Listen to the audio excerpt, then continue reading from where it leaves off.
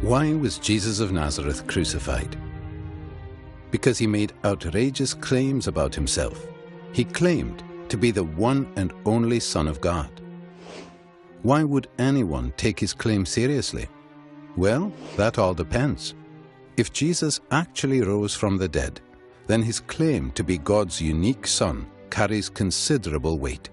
On the other hand, if the resurrection never actually happened, then Jesus may be safely dismissed as just another interesting but tragic historical figure. Did Jesus rise from the dead? As we explore this question, we need to address two further questions. What are the facts that require explanation? And which explanation best accounts for these facts? There are three main facts that need to be explained: the discovery of Jesus' empty tomb, the appearances of Jesus alive after his death, and the disciples' belief that Jesus rose from the dead. Let's examine each of these. Fact number one. The discovery that Jesus' tomb was empty is reported in no less than 6 independent sources, and some of these are among the earliest materials to be found in the New Testament.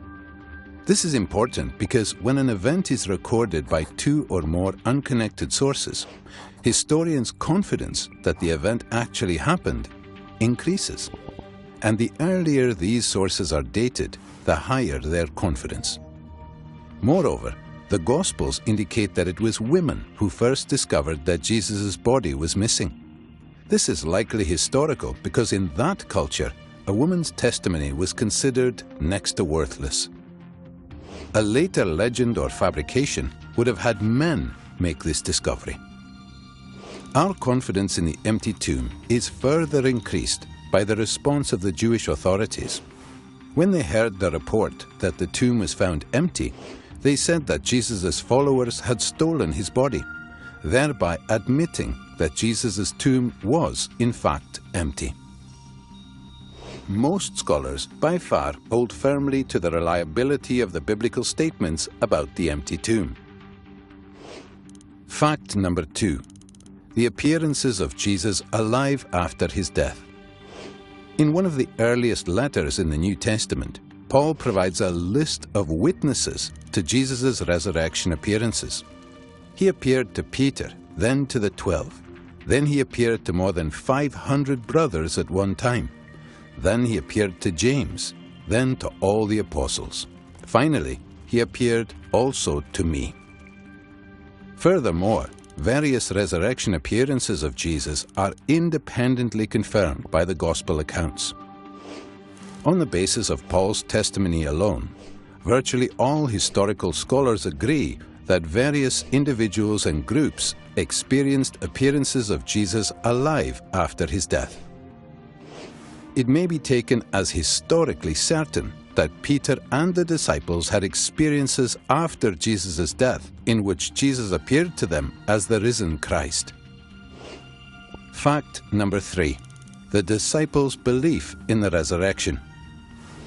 After Jesus' crucifixion, his followers were devastated, demoralized, and hiding in fear for their lives. As Jews, they had no concept of a Messiah who would be executed by his enemies, much less come back to life. The only resurrection Jews believed in was a universal event on Judgment Day after the end of the world, not an individual event within history. Moreover, in Jewish law, Jesus' crucifixion as a criminal meant that he was literally under God's curse. Yet somehow, despite all of this, the disciples suddenly and sincerely came to believe that God had raised Jesus from the dead. They were so completely convinced that, when threatened with death, not one of them recanted. Even the Pharisee Paul, who persecuted Christians, suddenly became a Christian himself, as did Jesus' skeptical younger brother, James. Some sort of powerful, transformative experience is required to generate the sort of movement earliest Christianity was. That is why, as an historian, I cannot explain the rise of early Christianity unless Jesus rose again, leaving an empty tomb behind him. These three firmly established facts cry out for an adequate explanation. How do you make sense of them? Down through history, various naturalistic explanations have been offered to explain away these facts. The conspiracy hypothesis, the apparent death hypothesis, the hallucination hypothesis, and so on. All of these have been nearly universally rejected by contemporary scholarship. The simple fact is that there is just no plausible naturalistic explanation of these three facts. The explanation given by the original eyewitnesses is that God raised Jesus from the dead. If it's even possible that God exists, then that explanation cannot be ruled out. For a God who is able to create the entire universe, the odd resurrection would be child's play. An empty tomb, Jesus' appearances alive after his death, and a group of dejected followers suddenly transformed by a radical new belief in a risen Messiah. These are independently established historical facts. How do you explain them?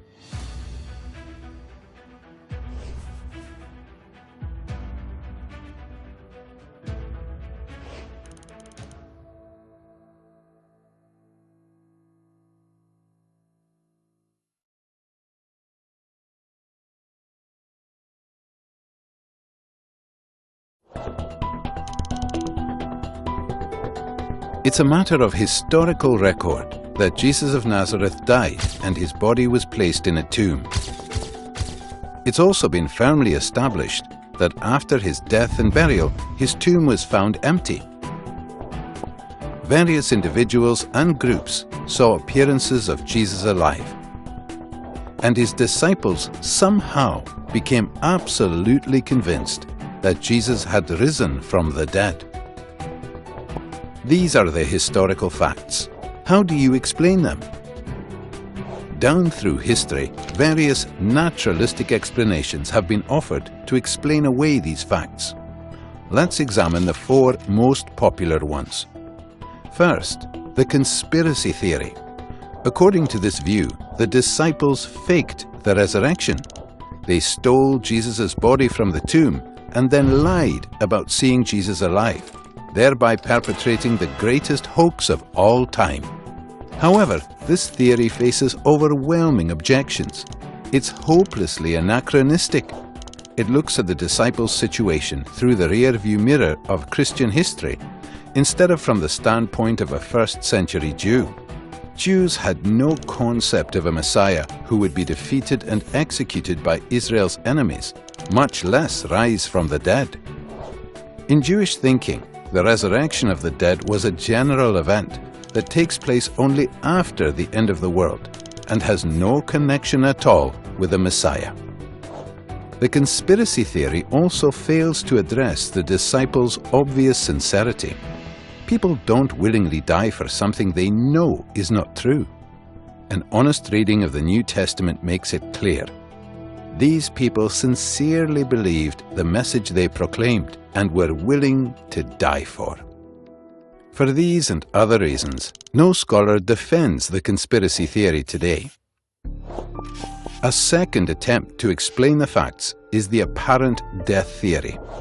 Jesus didn't really die. He revived in the tomb, somehow escaped, and managed to convince his disciples he was risen from the dead. This theory also faces insurmountable obstacles. First, it's medically impossible. The Roman executioners were professionals. They knew what they were doing and made sure their victims were dead before taken down. Moreover, Jesus was tortured so extensively that even if he was taken down alive, he would have died in the sealed tomb. Second, this theory is wildly implausible.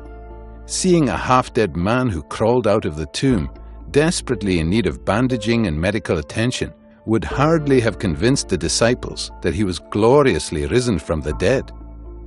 As a result, no New Testament historians defend this theory today.